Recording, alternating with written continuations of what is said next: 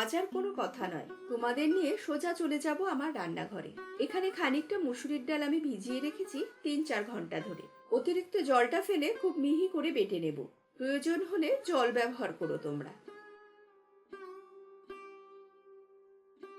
ডালটা বাটা হয়ে গেলে একটা বড় পাত্রে নিয়ে নেব। এর মধ্যে দেব মিক্সির পাত্রটা ধুয়ে জল, কারণ কোনো অপচয় নয়। মিশিয়ে নেব একটু। এবার বেশ কিছু সবজি মিহি করে কুচিয়ে নেব। আমি আজকে ক্যাপসিকাম আর গাজর নিয়েছি। সবজির পরিমাণটা তোমরা ইচ্ছে মতো কিন্তু কম বেশি করতে পারবে। মিহি করে কুচোনোর জন্য আমি চপার ব্যবহার করেছি। এর মধ্যে একে একে দেব সবজির টুকরোগুলো, রসুন, কাঁচা লঙ্কা, পেঁয়াজ।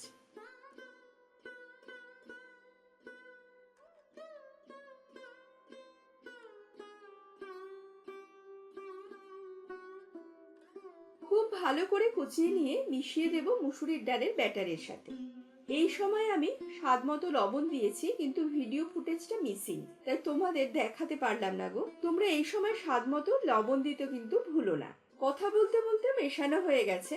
আমি একটা শসা নিয়েছি, তবে গোটাটা লাগবে না, ছোট্ট একটা টুকরো নেব। তেঁতোটা ছাড়িয়ে খোসা সমেত গ্রেট করে নিয়ে ব্যাটারের সাথে মিশিয়ে দেব।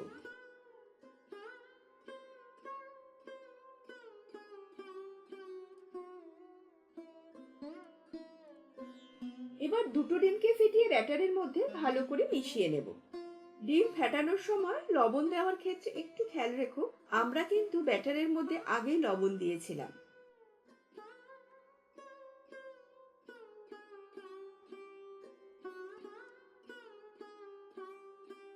এবার একটা তপ্ত ফ্রাইং প্যানে সামান্য তেল ব্রাশ করে 2 হাতা ব্যাটার আমি দিয়ে দেব।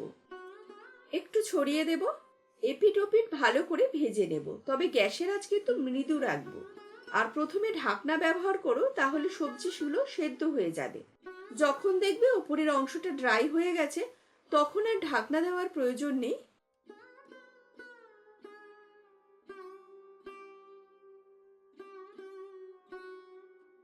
দুই দিক ভালো করে ভাজা হয়ে গেলে সস বা চাটনি সহযোগে পরিবেশন করো। কেমন লাগলো আজকের রেসিপি জানিও কিন্তু আমাকে। তাহলে চলি আজকে। ভালো থেকো, সুস্থ থেকো, শুভরাত্রি।